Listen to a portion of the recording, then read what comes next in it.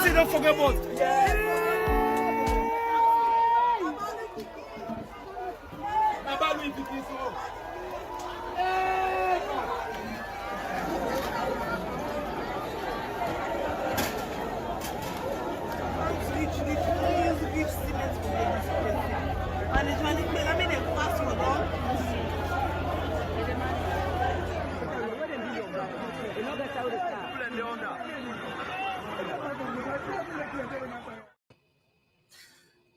Welcome, everybody, to Exposing Sierra Leone, a weekly live stream where we talk about the things affecting people in Sierra Leone and abroad. Today, we have a episode that is tragic. There's so many different elements to the story that we want to make sure that we give all the information and knowledge that is required to make sure that this doesn't happen to a building that you're looking to build. Admire will be joining us shortly, and then we have at least one special guest who will be able to speak to us about what we think happened and how to ensure that this doesn't happen to you. But before we get into all the introductions, can you guys hear me? Give me a thumbs up in the chat so I know you can hear me. Give me a thumbs up so I know you can hear me. And where are you guys watching from too? So we got a bunch of people from Sierra Leoneans Killing It Instagram page. I see you guys there. Can you guys give me a thumbs up so I know you guys can hear me? And okay, before we get into this, let me also introduce myself because many of you might not know me. I see a few thumbs up. My name is Joe Hatagwa. I'm a Sierra Leonean American. I just spent the last 4 years living in Sierra Leone. I bought 5 acres of land in Sierra Leone last year, and I'm in the process of building a 3-story development in Freetown.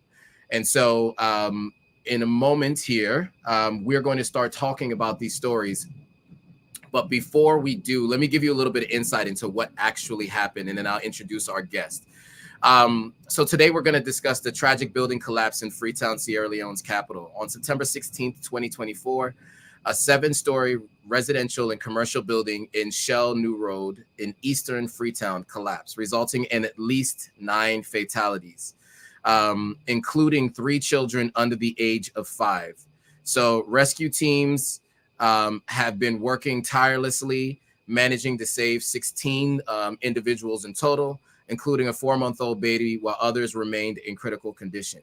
The National Disaster Management Agency, NDMA, has continued its search and rescue efforts, utilizing cranes and manual labor to sift through the debris as they responded to those who were still trapped and communicating from beneath the rubble. This incident has sparked a deeper conversation about the underlying issues contributing to such tragedies in Sierra Leone. The NDMA is currently investigating the cause of the collapse, emphasizing the need for greater public awareness around the dangers of using unqualified contractors and substandard building materials.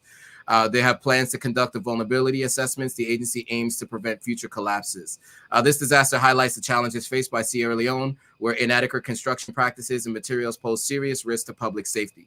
So today we're going to explore the implications of this incident and discuss the measures to enhance building safety standards in the country. Now, I am multitasking right now because our co-host is trying to join. So give me a second just to make sure I can get her on. She just sent me a text. Give me 1 second.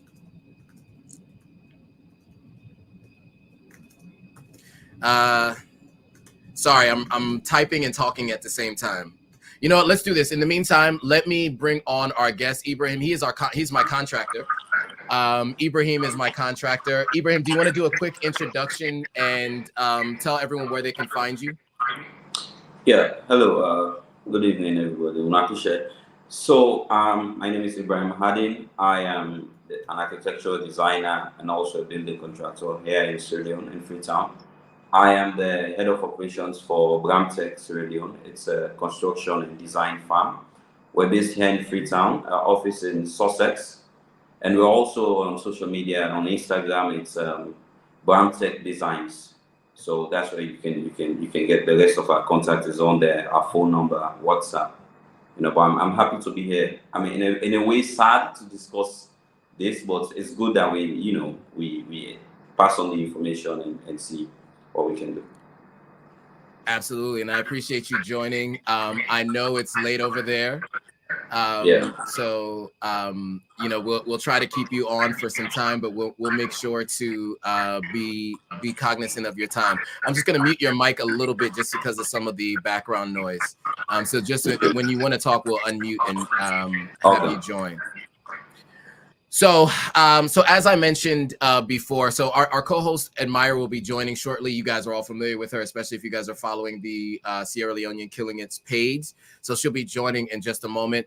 But that was Ibrahim. He is my contractor, as I mentioned, and I got a lot to show you guys coming up soon. I'm editing some videos right now, so you guys get a chance to see the work that Ibrahim has been doing from me. But in the meantime, let's get into today's discussion. So as I read, you know, there obviously was this building collapse, right? So I'm going to play a news story because this has been widely reported. And so I'm going to play this news story, and then we're going to respond to it on the other side. So give me one moment. Let me just press play on this video. Sorry. Rescuers in Sierra Leone. Wrong one.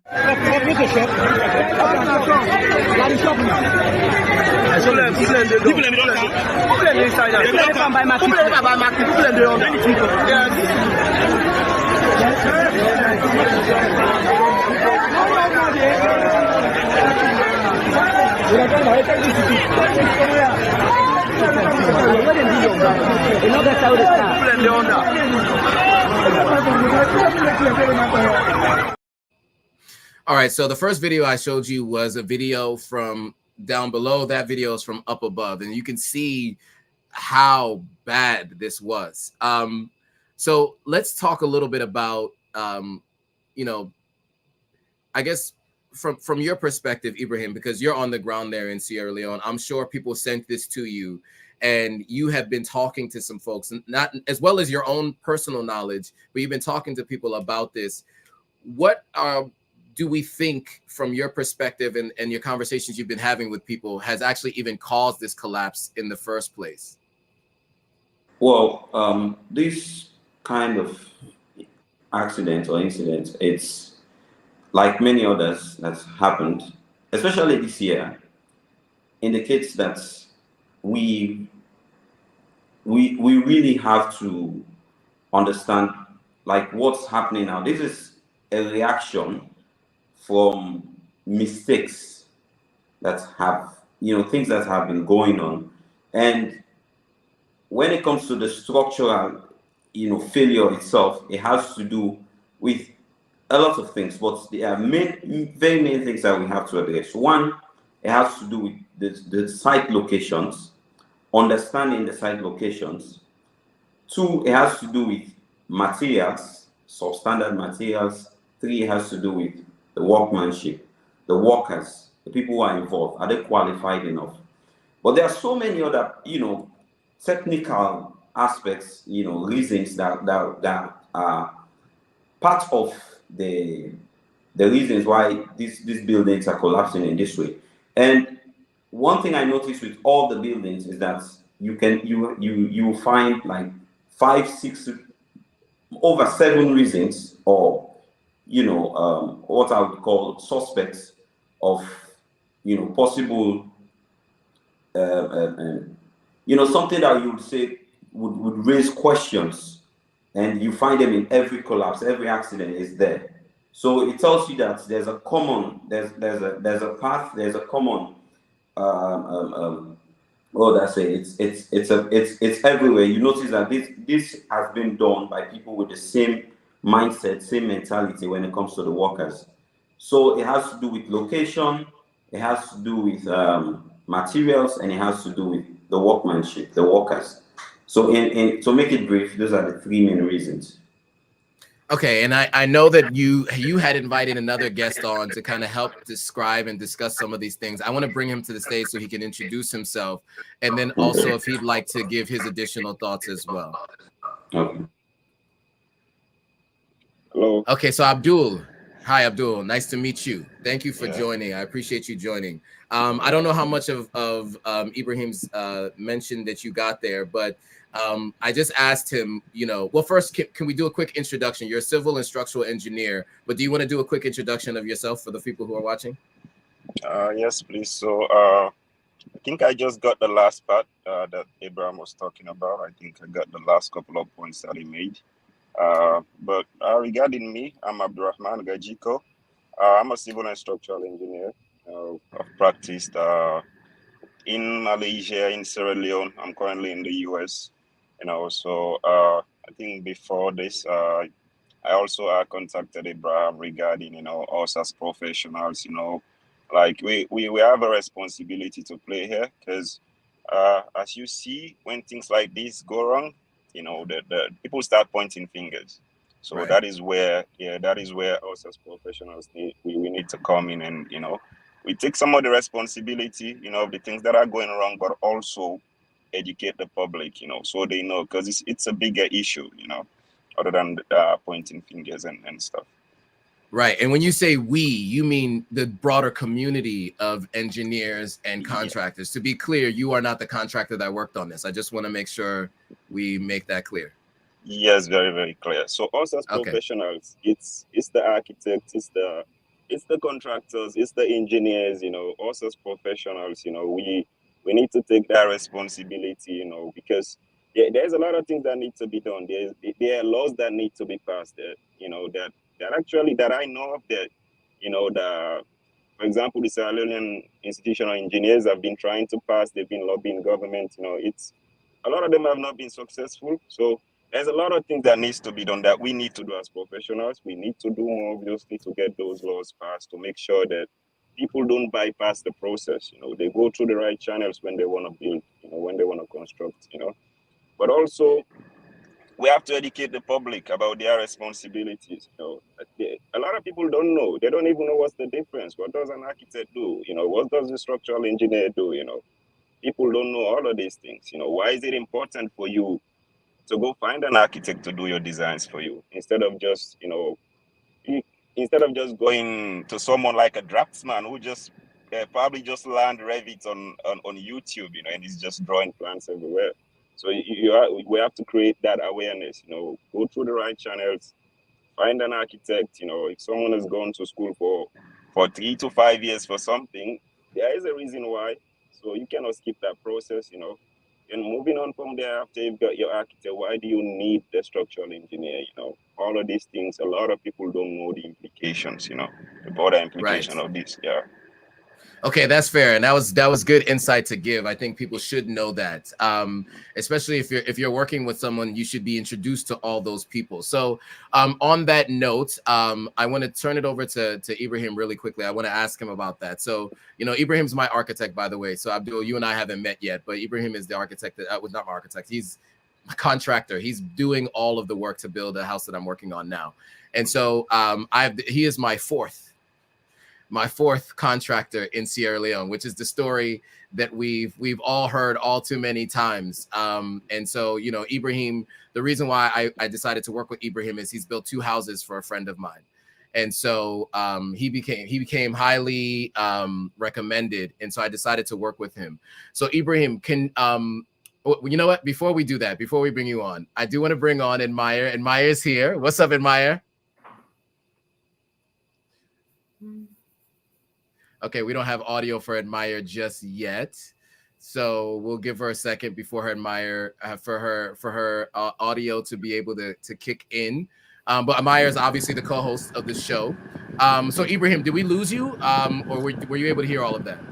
Sorry, not Ibrahim. Sorry, Abdul. Did we lose you? Hello? Yes. So Ibrahim, So Abdul made some good points about making sure there's a structural engineer, making sure you have all the different pieces. Can you speak to, when you and I met, right? You introduced me to the different members of your team, right? So can you talk through the different elements of the team that are required and why you have all of them? So structural engineer and all the other folks that you have as part of your process. Yeah, so let's use your project for an example. So when we discussed about the project, you had a plan, and looking at the blueprints, it was well done, based on the drawings, based on the scaling. So I looked at it, and it was convenient. We looked at it. I had my contractor over. I had my structural engineer here, and I also had some interns. So what I usually do is we have the plan printed on a bigger piece of paper. Then we sit and we discuss it like you're just having a normal conversation. So when you look at the plan, you, as an architect, I focus mainly on design and aesthetics sometimes, but I have a role to play when it comes to structural integrity. But I take advice mainly from the structural engineer. There are civil engineers here. They're very young. You met some of them, but these are people who have the practical aspects in them. They understand what this means. One mistake and we have a disaster. So when we looked at your plan, we saw that the grid lines, we saw that everything matched, and we understood the type of foundation. Even though when we looked at your plan, it was done by someone else, we did not see enough details about the foundation. So we had to draft something up. So we had these notes. Our builder, the one that is on site, is not a great reader. So we had him in the office here, and we explained. That's Morrison, by the way. So we explained to him in Creole, this is what we need. We need it to be this big. So after this discussion in the office, we went to the site. We went to the site. We were working with laborers, people who will be doing the job most of the time manually. So you also have to understand, explain to them to understand. So we are dealing with measurements. I made recommendations on how I wanted the layout to be done. The structural engineer had already gave me dimensions to follow when it comes to the depth, when it comes to the size of the trenches. So that was what we follow. That is the process. So you don't just take a plan and you say, oh, I am the architect, I am the engineer, I'm this. You alone. It doesn't work like that. So once you have a team, everybody comes in with their own information. They help you. You understand what is the reason. And once you have, as an architect, this is a challenge I face a lot, working with other, if we're working as a firm, then I have to work with another firm or another contractor that's a local contractor, someone that they just brought in. You have these challenges because you have your recommendations, then he's not doing it because this is what his father or his uncle taught him when they brought him from the village, for example. So these are the challenges. That is why we have this process. If we're not the ones that did the design, we go through your plan, we bring in the structural engineer, we discuss it. We just have a conversation about the house. What do we need to do? We write recommendations. We take it to the site. So that's the best process. It's very much easier. It's like that. Yeah, and I think it's important to mention that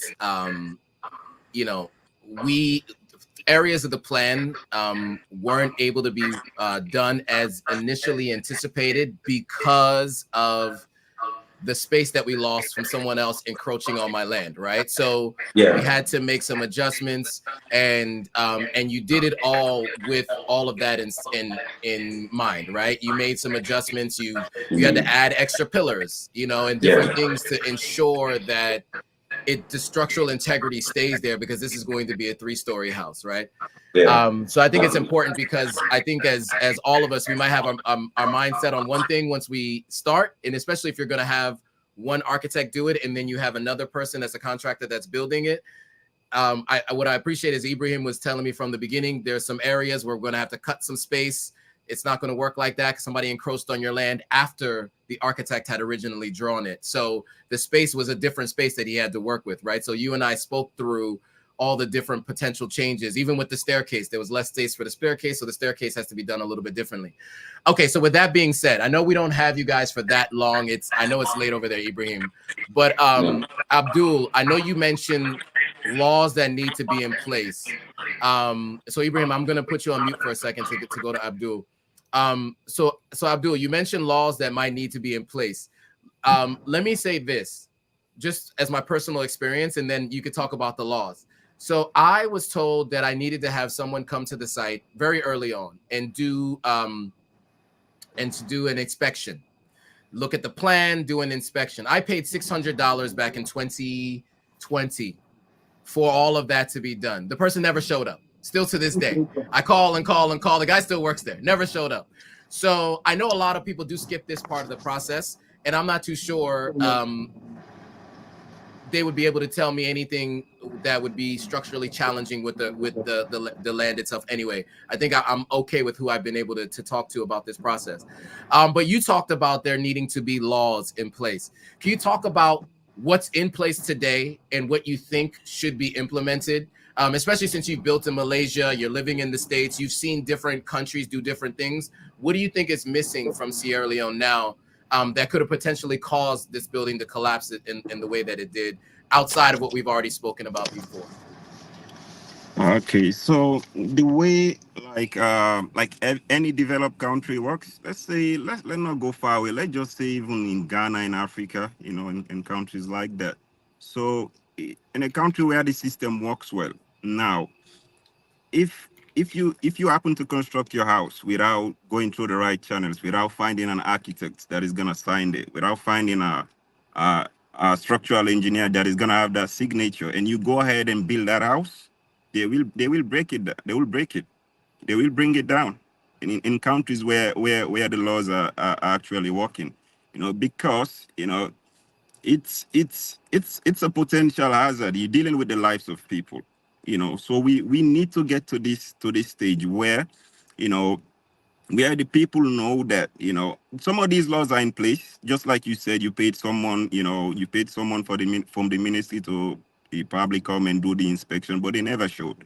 Right, you did your due diligence. So again, when it comes to Sierra Leone's implementation, you understand. So we have to make sure that we're enforcing these laws, but also as a professional body, I don't know, maybe Abraham can talk a bit about the Sierra Leone Institution of Architect, but for the Sierra Leone Institution of Engineers, as a professional body, you've been fighting, a long time to make sure that, the government, at least, when you pass these laws, it gives that professional body, at least a leeway, like other professional bodies, basically. You might say lawyers in doctors, etc. Right. But once you get these laws passed, we know that when you want to construct anything, you cannot bypass the process. It becomes like illegal. It becomes a crime. We need to get there. At the moment that is not the case. But also, more importantly, as I was saying, is the people understanding, the implication of all of these things. Now I think it's how many structures in the past couple of months, and it's only going to get worse, because I've practiced extensively in Sierra Leone. I worked in Sierra Leone for 5 years, so I've seen it. And once from a technical perspective, this is just the beginning. And that's the sad part. It's gonna get worse. A lot of people, from the diaspora, people who are supposed to know better, people from the diaspora, they actually bypassing all these processes. They don't want to pay professionals to do the work for them. You understand? So they bypass, and they know better. If you lived in the US, you lived abroad, you cannot do it here. But they think they want to save money, a couple of $1,000s or so, and they just go build. And the worst part is, most of these people are constructing their houses in the peninsula. Now, Abraham knows, the dangers that comes with that. It's very close to the sea. Places like this, it really needs professionals who are going to advise you to make sure that the reinforcement you use, you probably need, corrosion protection for it, because it's going to rust at a very fast rate. And when it comes to structures, there's a design life. For buildings in general, we design for 50 years, and which means if you do everything right in in that 50-year span, you're not supposed to see any major problems with your building. You understand? Of course, it's gonna last more than that, but in that 50 years, you should not be seeing cracks there. Definitely no issues relating safety and stability. You understand? But as I said, people, people need to understand these things, and the government needs to pass these laws that make sure that it becomes very difficult for them to bypass this process. So I'll give you an example. Okay, So for currently, as Abraham was saying regarding, we have a material issue, you understand? So for reinforcement, a high yield reinforcement is about, we say it's 410 to about 500 Newton per millimeter square. Forget the technical stuff. So, but when you come to the market currently, the last time I did a test for a client, just out of curiosity, just to test the reinforcement, it was almost, for 500 Newton per millimeter square bar, when we tested, it was about 300. The technicality aside, that tells you it was half of the strength. 500 to 300, it was half of the strength that is actually required. You understand? So for me, as a structural engineer, I know this. So when I design, I take this into consideration. You understand? So what that means is if you, let's say a column or pillar that has like four reinforcement bars inside. If you're designing for a high yield reinforcement and it's supposed to be 4, and now the quality in the market, the strength is almost half of what it is, it means that I have to consider it. That form probably need to be 6 or so, but you get the point that I'm coming from. Right. But I know this. You understand? The Messina or someone, they don't know this. The way they build or the way they just, it's just based on how they land the job. You understand? Right. If they land that for this span of a beam is this and this is 4, 6, that's the way they build every single house. Right. You understand? It's not from any technical perspective. So, just to digress, I think we need to make sure that the professionals do their job. There is a lot of I can tell you there's a lot of competent, professionals out there, is architects, engineers. People are just bypassing the process. They're there to do the work, so we have to make sure that they do the job, Yeah, well put. And I will say, my last contractor that I had, his engineer quit. And so, he was kind of winging it for a little while. And that was very concerning for me, because that obviously leads to so many issues, which is why I decided not to move forward with him. So Ibrahim, I want to bring you back in. I know that, we talked a lot about what laws should be in place, what we think happened. I know that it's 8. It's a little bit late over there, and I know you have a life and a family and everything to get to. So before we let you go, is one, are there any final thoughts you want to give to folks, and then also where can people find you online? Yeah. So I want to speak on the laws. Sure. Yes, and please. Enforcement. So yeah. Like he said, we haven't. I mean, I would say it's corruption. Let's just call it that. Mm-hmm. You have a situation where you're supposed to do your plans, submit it for a permit, and wait for some time and get the approvals, and you move ahead with your construction. Now, I mean, I hope they're not going to come for me, but let me say this: once you do your drawings, you submit it. There's a process. It should be simple. They have professionals there who are supposed to look at it. But some of these guys are not even in their offices. These are people who take holidays all the time. Right. They're supposed to sit down, look at the drawings, and tell you. In fact, they're supposed to call you, oh, we recommend this. This is what they've been paid for. But you know what happens after some time? You get a call. Now you can't let those documents. Now the orange money this. Send and they. Mm-hmm. And you're like, have you seen the documents? Have you seen the blueprints? What are your recommendations? But forget about it. So this is what we're dealing with. So at this point, I think it falls on the shoulders of us as professionals and clients and builders, owners, landlords, people who are building homes. You have to understand we're dealing with the lives of people. And it is very sad that sitting here, I know from the bottom of my heart, I know that there's more to come. Looking at the peninsula, looking at mountain cuts, looking at how they're building, the rain, the heavy downpour of rain is increasing every year. And when it hits the soil, it is continuously eroding. The water is directly meeting the iron rods. And once it gets lost, it is going to be a calamity. It falls on another building, and that goes on and on. So what I think they should be planning now, long-term plan, I don't know how they're going to get the money for that. They really should be thinking about relocation for some of these areas.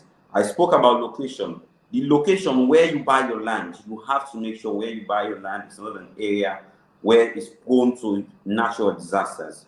Right. You know, disasters that are even caused by humans, because you have people building very close to the Guma Dam. You have people building right at the top of a mountain. And all these things, you know, they're not following due process.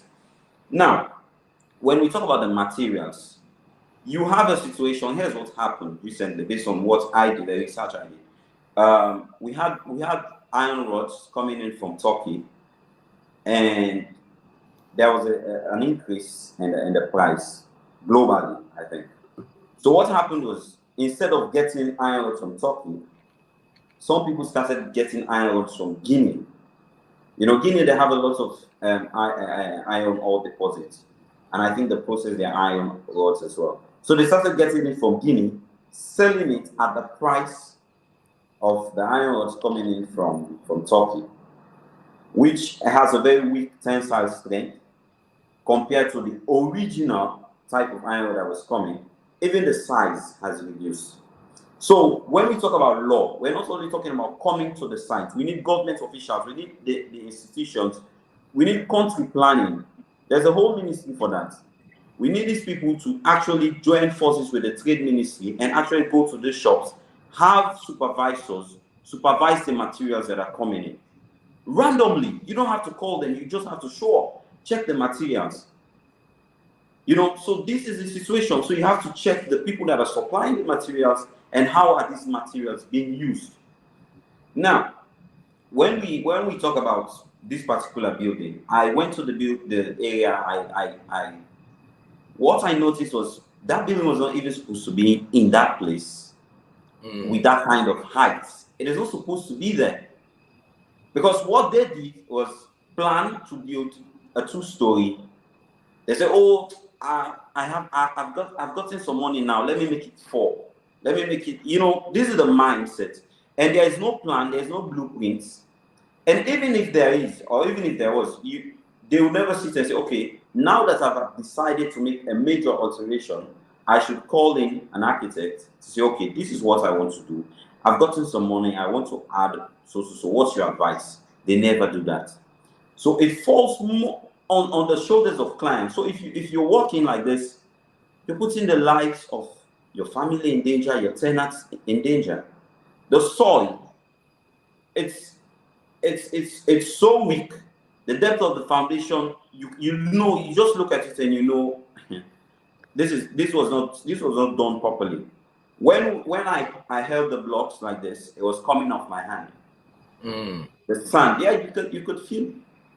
Now, what people need to understand is that we have two in Freetown, especially. We have the saltwater sand, then we have the normal one, the freshwater sand. It is not bad to use the saltwater sand, just that when you're using the saltwater sand, there's a different ratio you're supposed to use. I mean, the guy you get from the village or even here in Freetown to build the house, he doesn't know this.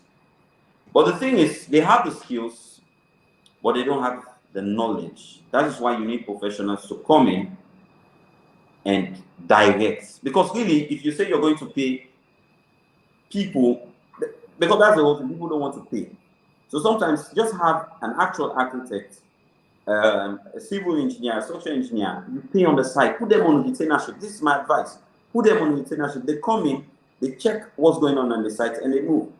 For example, on this your project right now, there's in the living room, if you notice, there is no column, there's no pillar. What you said, pillar. Right. There's no column in the center.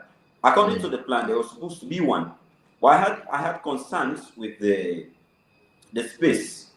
So I had a conversation with Moses, and what we did was have a look at how we can balance the weight of the building, removing the pillar in the center. What needs to be done is we have to strengthen the 2 pillars that will be working together to carry the load. So what we did, we increased the size, because we are afraid as well, because we look at the rods, you're not even sure anymore. You're not even sure if this is the actual rod. So we take the best precautions possible.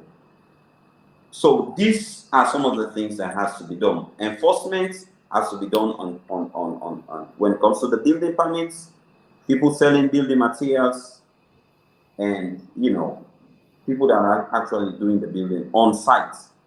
Another thing I would like to mention, people working for these institutions, there's this thing, it's very common.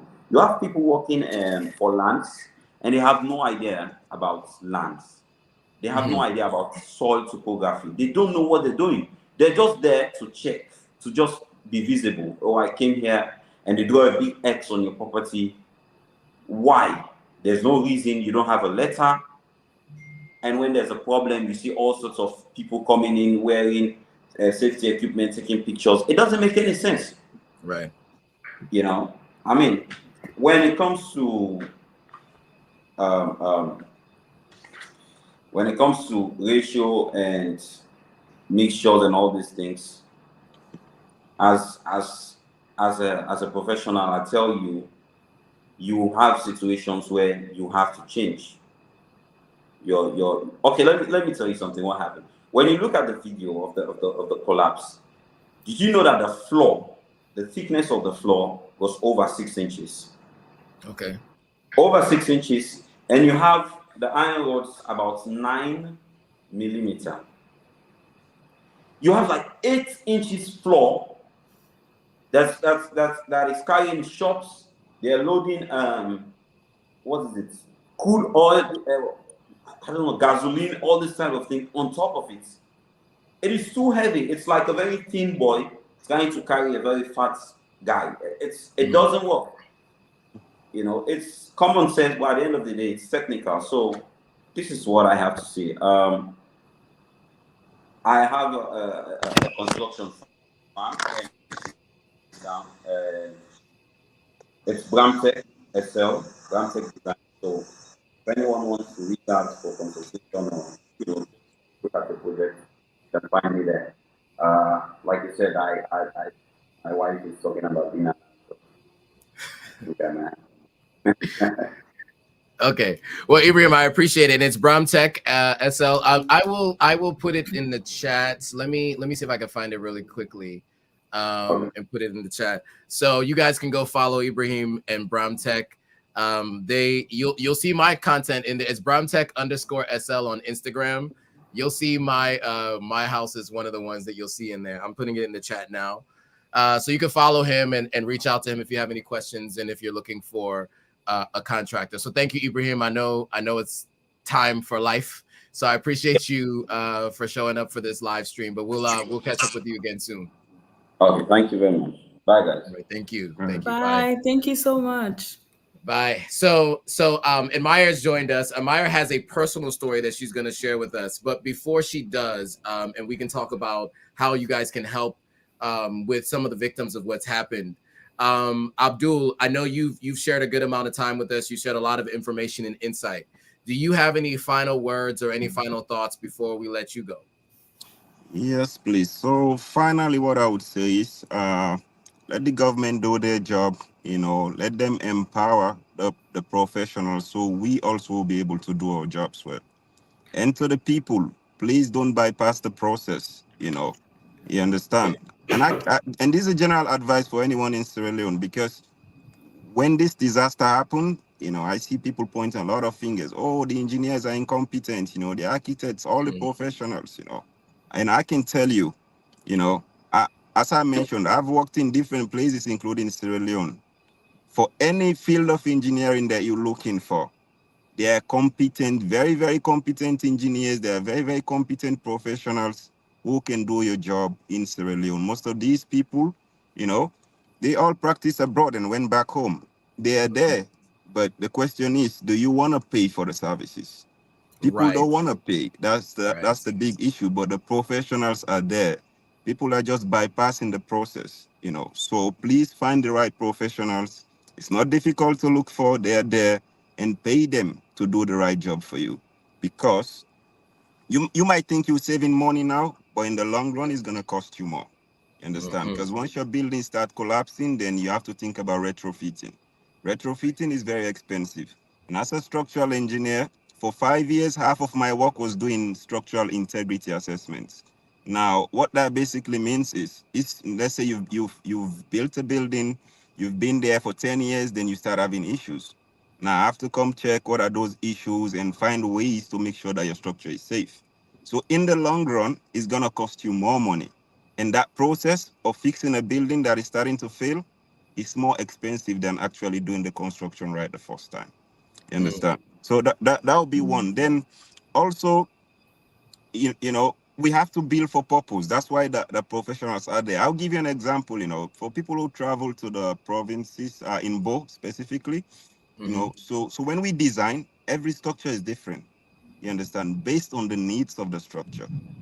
A residential house cannot be used for a nightclub because it was not designed for that. So if I'm designing a nightclub, you have to design for vibrations and things like that. People are jumping up and down.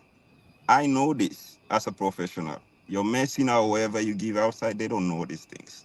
You understand? So there is a popular nightclub. I would say it's in Bo, probably a disaster waiting to happen. Politicians go there, people from the ministry, they go there.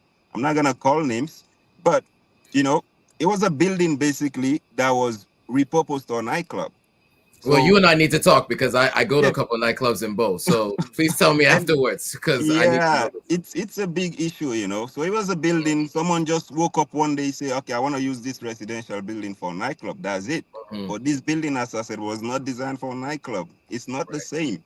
So whenever you go there, you know, I went there. The first time I went there, you can feel the vibration. And as a professional, I know that this is not right. It was a build. Straight away, I knew it was a residential house that has been repurposed to a nightclub without, you know, consulting any professionals. And people are there jumping up and down. They're feeling it.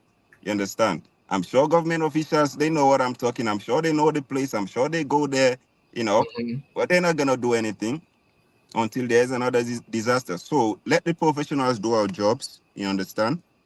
And as I said, every building is different, and we know this, and we will design based on that, you know. And yeah, so that would be my final statement. All right, I appreciate that. Abdul, can you check the private chat? I don't know if you know how to check it, but I sent you my information. I would love to connect with you afterwards because I'm going to Bo in about 2 weeks. Yeah. And I'm pretty sure I plan to be out, and so I hope I don't end up at that place. So I would love to talk to you more. And also on that note, are you doing any developing or building or even any assessments when you go to Sierra Leone, or are you planning to go to Sierra Leone? So if people want to contact you, well, first let me ask that question. Are you still doing that in Sierra Leone? Yes, I'm still. So okay. I work with, yeah, I'm still doing that. So how can people contact you in case they need that kind of work done? So I still do a lot of consultancy. I'll even be in Sierra Leone in December, you know. Okay. I do a lot of consultancies for structures. We still do integrity assessments, you know. So if you're wondering, you know, maybe you've bypassed the process, you know, you want to cross-check to make sure your building is safe, we still do the structural integrity assessment for you and give you that confidence, you know, and also maybe we'll make recommendations of things that you need to change. That will be for those that have bypassed the process. Other than that, all general structural consultancies I still do. I'll be in Sierra Leone in December. The easiest way to reach me would be LinkedIn. I'm not big on social media, so my LinkedIn, you know, is Abdurrahman Gajiko. The name that you see on the screen here, Abdurrahman Gajiko. That's my LinkedIn. On Twitter, it will be A Gajiko. You understand? But the easiest way to reach me would be through that or through my personal WhatsApp line. Okay, I'm gonna put it in the chat here so that people can find it. They can just type your name in. So they got it there. I think I spelled it correctly, right? N-A-G-I-G. Yeah, Ngagigoh. Through that and through my personal WhatsApp line, you know, that I use purposely for that, you know. That would be 951-622-0239. 951-622-03. What was it? 0239. Yeah. 0239. Yeah. Okay. so they can reach you out on WhatsApp there too. Yes. Okay, cool. So I put in the comments there as well. Okay, well, thank you, Abdul. I really appreciate you joining. You can feel free to hop off if you like. We're going to move on to the next segment for today, but really appreciate it. I look forward to having you back sometime soon. Okay. Thank you very much. Joining us. Thank you for joining. Thank you all. You all have a good rest of your day. All right, you too. So, Admire, you and I had a conversation 2 days ago, and you expressed to me that you had a personal relationship to what happened here during this tragedy. So do you want to explain to the folks the call that you got on Wednesday and what people can do to help? Yeah, so one of my closest friends lost her sister in that building that collapsed, along with 4 kids that were at her house. And the other boy, the 5-year-old, he was basically, her sister pushed him in the freezer. So he survived, but he's still fighting for his life pretty much. And so, yeah, my heart is just, I feel so bad. It's so tragic. Yeah. And I think, when these things happen, when you're not personally impacted, I think people are callous in the way they describe it and talk about it. I had a family tragedy that happened last year. And after that happened, it made me a lot more sympathetic to the situations that happened. I mean, your friend's sister, she was just going to the shop, right? She was taking kids there, right? Wasn't that the case? Was it for ice cream or something, right? No, so the kids came over to eat to her house. Sorry. Because she lives in that building. Okay, so she lived in that building. That's what it was. Okay. Yeah, so those kids, some of them are her kids. She also adopted some kids. Her sister's kid, daughter. So it's like they were just over there. They were like, "Oh, logo itu Auntie Efe de cook logo it" type thing. And then there's one of the kids, my friend's sister sent to the market to go buy more ingredients because she didn't have enough. And when she came back, by the time she came back, the building was already collapsed. But yeah. Man, that is tragic. So there was a question about what is the Ministry of Public Works doing. So there was a couple things that I did want to tell some folks about, the casualties and the rescue efforts. I didn't get a chance to get into that, and maybe I should do that now. As we mentioned, so the rescue operation, this is Sierra Leone, guys. So, we're not talking about the most sophisticated of things, but apparently they brought, let me see if I can get us in a different view so you can see this a little bit easier. No.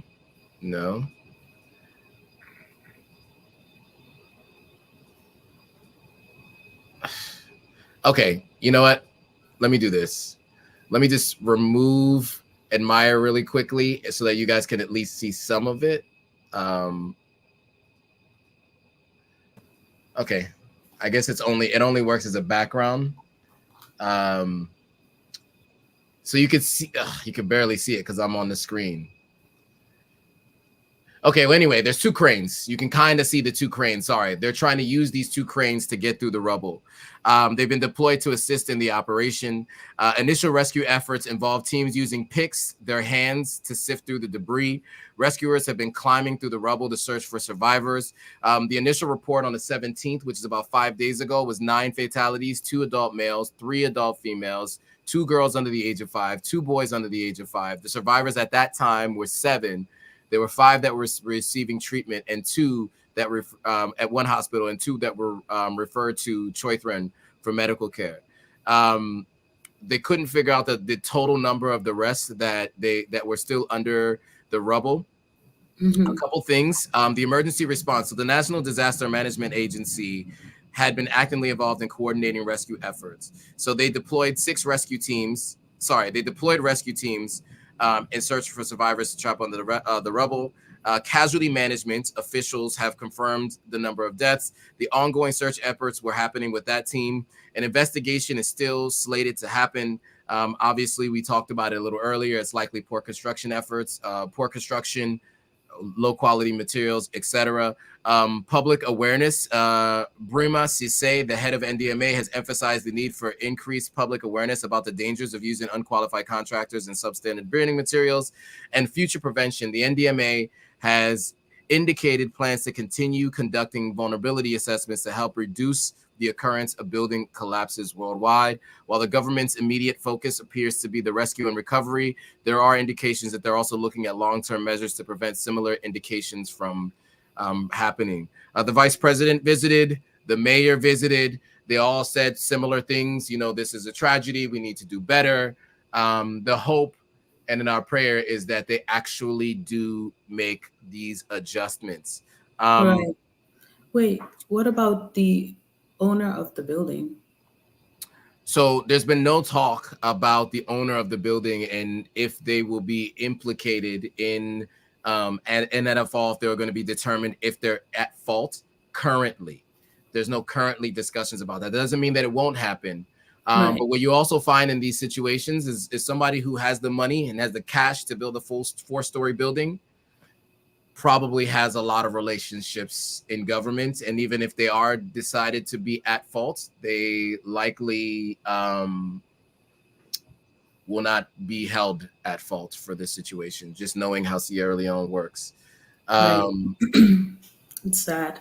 So there's all kinds of things that people are saying. We have a duty.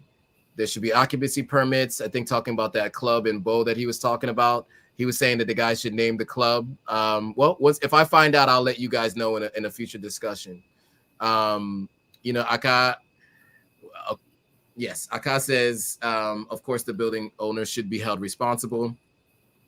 Both the women and our lives, the home we provide to protect her and those under her and charge, also our communities. Yeah, so this is really, really, really tragic. You know, and you know, there's been widespread reporting on this. You know, a bunch of different people have been reporting on this particular situation, and it's unfortunate that anytime we make the international news, it's because of a tragedy.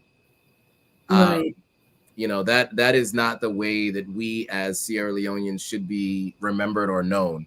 I do want to just play this quick video because there's one more video talking about the rescue efforts. So I'll play this.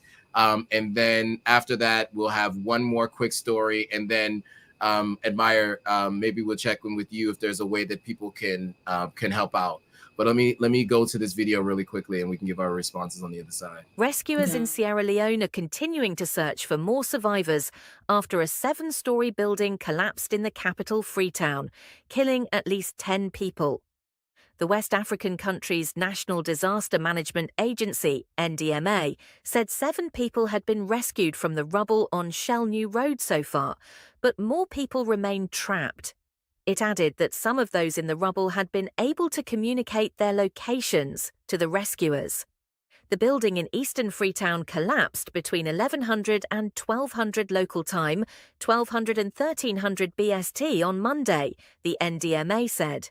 2 girls and a boy, all aged under 5, are among the victims. 2 cranes have been brought in to help the rescue teams, who were earlier seen using picks and their bare hands to try to clear the wreckage.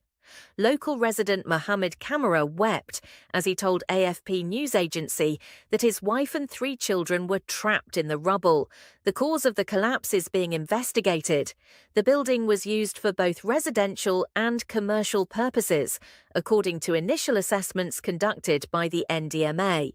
The agency's head, Brima Sise, stressed the need to raise public awareness about the risks associated with using unqualified contractors and substandard building materials. He also said his agency will continue conducting vulnerability assessments to help reduce the frequency of building collapses across the country.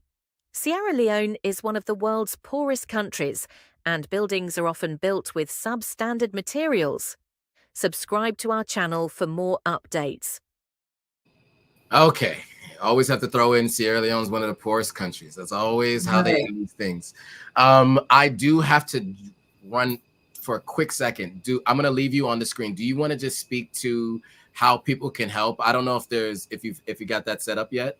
Unfortunately, not yet. She's not ready. She's going through it, my friend, right now. Yeah, so I'm waiting on her. She's not okay right now. So just understandably. But however, as soon as we do get the GoFundMe or whatever it is that we're doing, I will let you guys know. I'll post a video on the Sierra Leoneans Killing It page and let you guys know all about it. But as of right now, I'm waiting for her to get back to me. Okay, fair.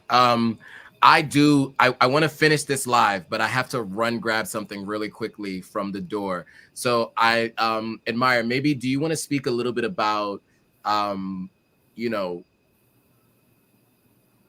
your thoughts on everything that the two guests just said about this, and like, as you think about Sierra Leone, you want to be going back more often. You and I have talked about some of our challenges. What are some of your initial thoughts? I'll leave you to that, and then I'll be right back. Okay. I definitely agree with the two men that were up here with us, the guests. It's definitely crucial to do your research and make sure you are talking to legit people who know what they're doing. Don't cut corners, like they said. I definitely learned a lot from both of them, and I hope that you guys did as well, because when you cut corners, you just end up spending more money. So you might as well just invest the money at the first time in the first place. So I would definitely say take heed to everything that they said, and to prevent these things from happening. Because if you don't take heed, then it's just going to keep happening over and over and over again. So the best bet is to just invest your money, don't cut corners, and make sure you are working with people who know what they're doing, for sure. Yes. When I decide to build, I will definitely take heed to everything they just said. I will not try to cut corners, because it's just going to be more spending. Doesn't make sense. It is expensive to be cheap is a saying that used to be said very frequently in my family, and it's so true. I've been through 4 contractors before, and there's a thin line between them overcharging you because you're American, and then also getting what you pay for. So, I as I mentioned, I have 2 friends. You guys have seen them on the channel before, Masa and Kenya. They built 2 houses in over a year with Bramtech and Ibrahim. In fact, he did such a good job with the house that they built in Bo. They had him come all the way to Ghana to build the house that I was staying in for a few weeks when I was in Ghana at the end of last year, after I had moved out of my apartment. And so I was so impressed by that build that when I went back to Sierra Leone earlier this year, I met with Ibrahim and we started talking about working together. And then I fired my former contractor, and I'm no longer working with them, and I'm working with Bramtech now. And the professionalism, the level of skill, the speed in which they work, it's like night and day. And so, I'm going to definitely have an assessment done on the original structure, the guest house that I currently stay in. Like when I go to Sierra Leone in less than a week, that structure is going to I'm going to need to have that reevaluated, because I'm a little bit weary of whether or not, that'll be able to sustain for the long term. But yeah, I think that it's really, really important to do that. And so just another mention that I wanted to mention, Sierra Leone and Ghana lost a really, really important person to many of us. If any of you guys are go back and forth to Sierra Leone at all, we all have a mentor. His name was Herman Henry. Chineri Hesse. Herman Chineri Hesse. He used to be called the Bill Gates of Africa. That was when Bill Gates had a good reputation. But he used to be called the Bill Gates of Africa because he built a company called Soft Tribe in Ghana. One of the first major homegrown tech companies on the continent of Africa. He's done business with the Ghanaian government, many of the local businesses in Ghana. And he had gone to high school in Sierra Leone. So he spoke Creole, and he would go back and forth to Sierra Leone in his later years. He retired early. At 50 years old, he retired, was chairman of the board of his company. And so I met him in his retirement years. So he introduced me to Wode Maya. He's a very well-connected individual. He was someone who knows everybody and was always willing to give people a little bit of advice. So I want to play this video so you guys get to just do a shout out for Herman, because Herman was, he walked up to me because like, I know you, I saw you on YouTube. And so that's how we met. And so just like as my own tribute to him, I do want to play this video because I think it's important to know what he was up to and who he was. Yeah.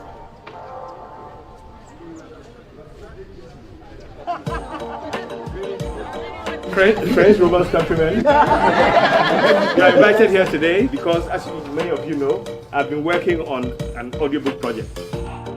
A listening party is gathered in the suburbs of Sierra Leone's capital, Freetown. This wind of change blowing through Africa, as I have said before, is no ordinary wind. It is a raging hurricane against which the old order cannot stand. We intend to launch these audiobooks in many African languages. We'll have a situation where now we can tell our own stories. Tech entrepreneur Herman Chinnery Hesse is renowned for establishing the largest software company in Ghana, the Soft Tribe, and is now on a mission to keep Africa's oral tradition alive. African Echoes came about because I myself am a slow reader. In today's world, so I would play the video, but obviously the business never really was able to come fully to fruition because we lost Herman tragically last week. But some of the people that you might have seen there, the mayor of Freetown, Ivan Akisoya, was there to basically to celebrate with him in this big moment. This is CNN coming to Sierra Leone to interview someone about something good. As I just mentioned, it's almost always something negative. You know, I did the BBC I documentary review of what happened with the mayor, who you just saw there when she, you know, when gunshots were shot into the APC building. And then they also did a BBC I documentary about Kush in Sierra Leone. That is not the cannabis that we're all used to. It's something completely different. So this is a time, one of the few times where a large multinational news outlet came to Sierra Leone to talk about something positive. And so, you know, Herman was, he was always helpful. I mean, you know what he told me? He told me about a year and a half ago when I met him, 2 years ago when I met him. He said to me, you should be broke at your age. When I was in my 30s, I spent all my money buying land so that I can live like I do now. So at 50 years old, he retired. He lived about 12 years of his retired life. Unfortunately, it was cut short. But he enjoyed every single one of those 12 years. He would come back and forth between Sierra Leone and Ghana. I stayed in his house on multiple occasions. I stayed in, he had like like little 1-bedroom apartments in the back. I modeled a little bit of my house based on the house that he had purchased. And that was the major piece of advice that he gave me, was that, you know, I should spend this time in my 30s, as long as I have the cash, buying land. And so last year, when I didn't have the money, you know, 5 acres of land became available. And through some hope, prayer, and some help with some other folks, we came together and bought the land. And the reason why we pulled the trigger on that was because of that conversation I had with Herman a little over a year and a half ago. So, you know, it's tough to lose anybody. Right. But it's even tougher when you're in Sierra Leone and you have very few people who are willing to pour into other people the way he did. You know, everybody's a human, not everyone's perfect, but I think what I really appreciated about Herman is that, like, whether you wanted it or not, it was unsolicited, you got it. The advice was given all the time. He would give unsolicited advice often, but you know, it was always really helpful and useful. And you wanted to listen, right? Because not only did he do well with the, you know, the largest software company in Ghana history, he also took time to you know, get into the world of investment in land. And he owned many acres of land in Aburi in Ghana. He owned a massive house in Godrich in Sierra Leone. And then he owned a hotel or short-term stay apartments called East West, which was off of Wilkinson Road. And that's where I met him, actually. I was staying at East West, and I met him there, and then I ended up moving into his house at the time that I was, staying at all these different places before I had my own place. So, RIP to Herman. He was definitely one of those people that really left a lasting impression on Sierra Leone and the people he came in contact with. And I'm sure he's going to be missed. He did pass away in Ghana, his home country.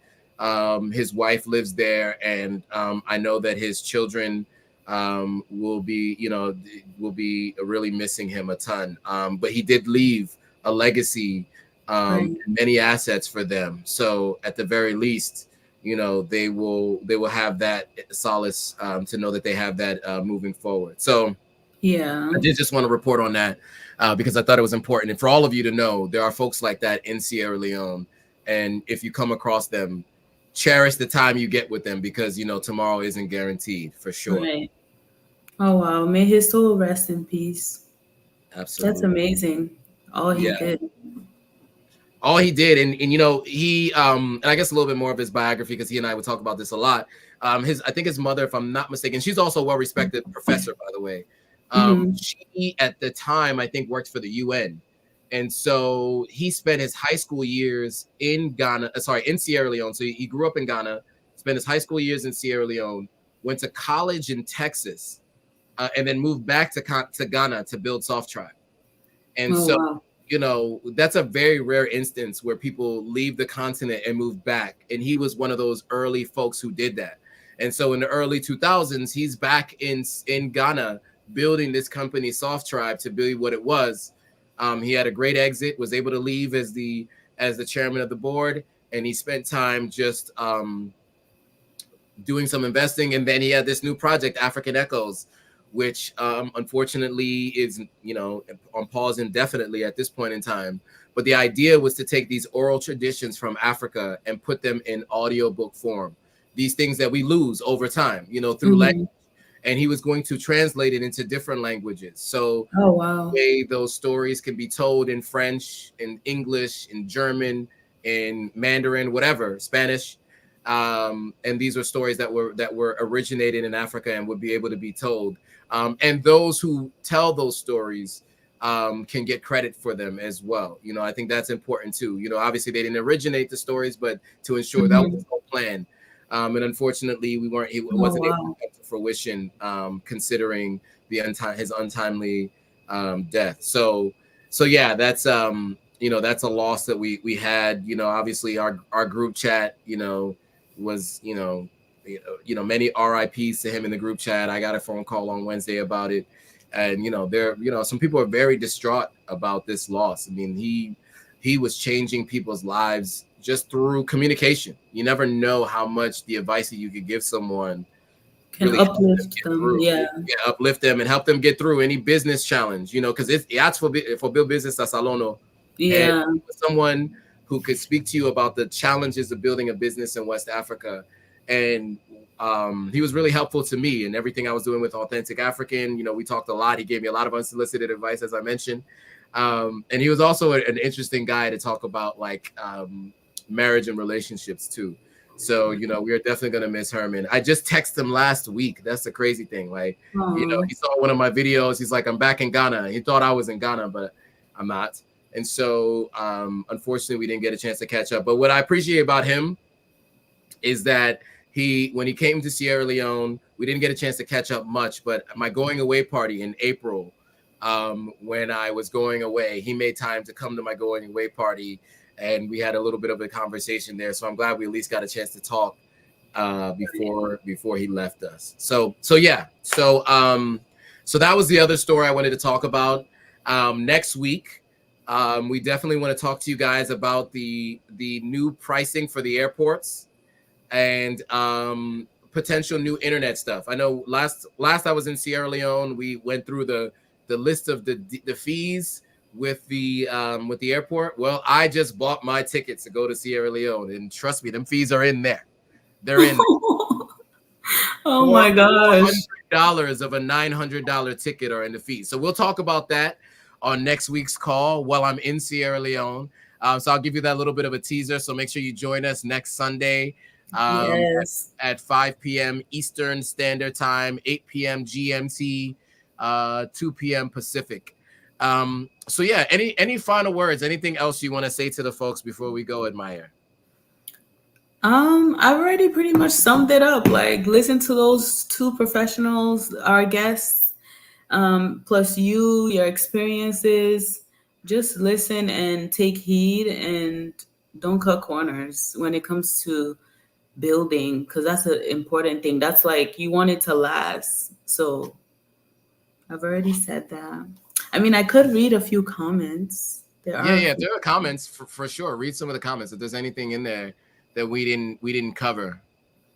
Somebody said the issue is people are building recklessly on hills, no thoughts on roads access or drainage, just houses. And then somebody else said, that's a good point. Somebody else said, "Are you Mende, sir?" To you. To me?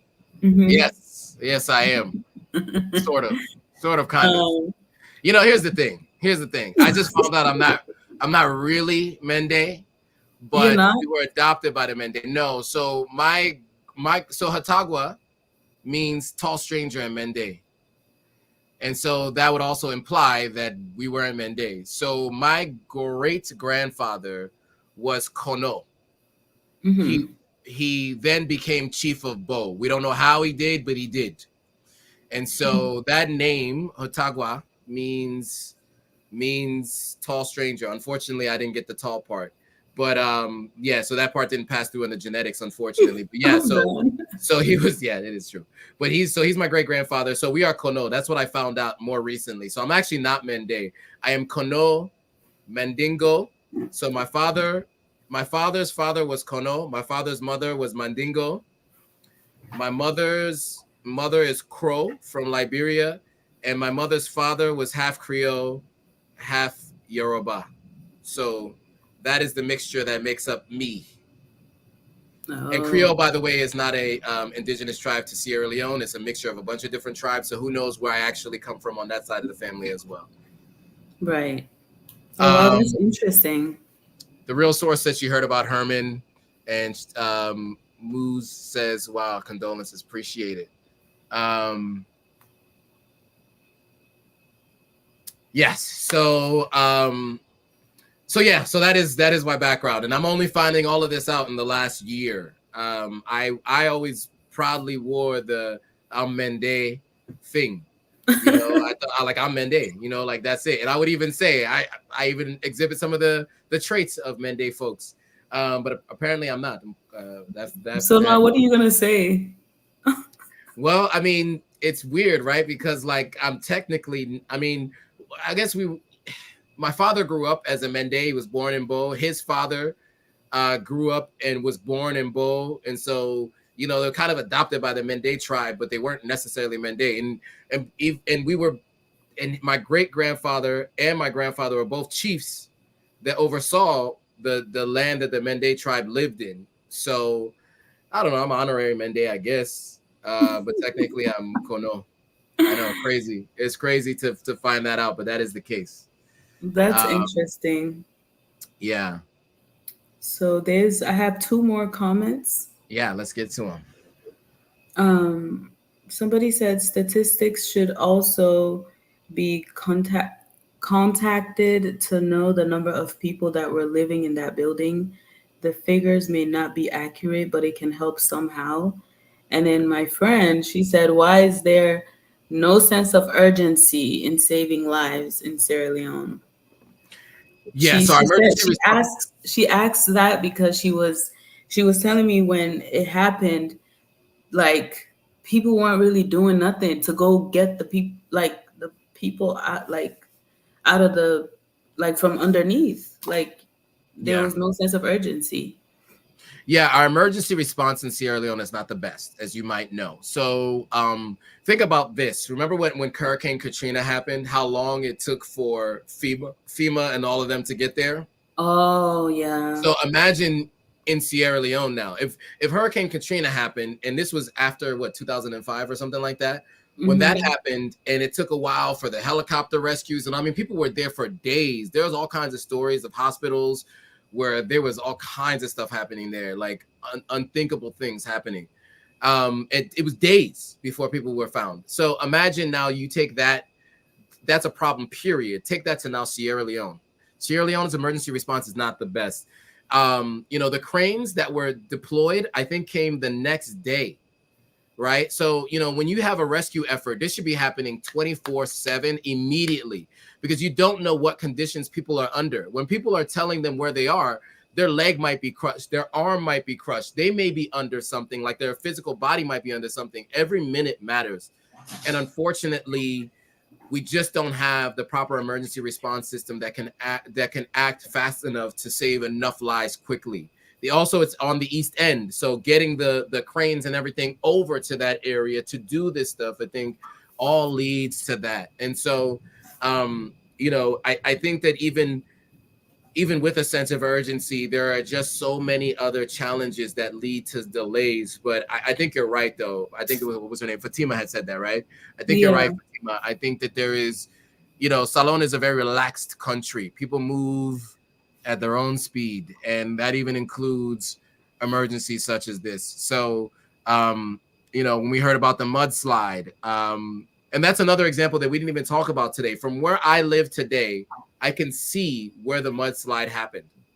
Oh, wow. And apparently there was a person raising the alarm to not build on that land where that mudslide happened. And people ignored what he had said. And then, of course, many lives were lost those days. Right. And the stories that you hear from people who were trying to help rescue people, and you could hear people screaming from under the dirt until they stopped screaming. Jesus. This is the kind of thing that happens when people cut corners. I might have shared a video. I don't know if I shared it here, but there were people building right next to a blast site for mines. The Chinese are blasting mines like with dynamite, and people were literally building on the hill. And so Ministry of Lands came and evicted all those people immediately, said you have to leave now. And they had to tear down those structures.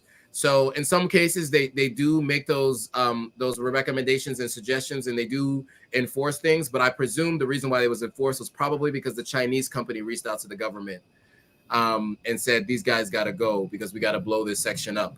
And so, those kinds of things are really important. So when you're buying land in Sierra Leone, make sure these are all things that are taken into consideration where you're buying. If it sounds too good to be true, it is. Okay, just keep that in mind, especially when it comes to the continent of Africa. And I can speak for the whole continent in this case. Generally, if it sounds too good to be true, it is. Right. I bought land from my aunt and my family, and I paid less than the value of the land at that time, but more than I thought I should pay. But even I had to pay a little bit more. Nobody, like people in Sierra Leone sometimes can be desperate for money, but nobody's that desperate that they will sell you something worth $20,000 for $1,000. So just keep that in mind when you're building, when you're looking for somewhere you want to build and buy, and who you're determining who you want to work with. Right. And so Takesha is saying, Jesus, please be with the people who are affected by the tragedy. For all of the Christians out there, yes, for sure. So, all right, so we got through the comments. We got through some additional talk. It has been an hour and 22 minutes. We've been on, this is the longest I think we've done one of these live streams together with Exposing Sierra Leone. Thank you, guys. Yeah, thank you all for joining. Join us next week. Like I said, we will talk about the fees you can incur when buying your ticket to Sierra Leone and the potential upgrades to the internet service. I got a really cool update to give you guys on that. So with that, guys, thanks for watching. We will see you all next week. See you next week. Bye. Bye, guys.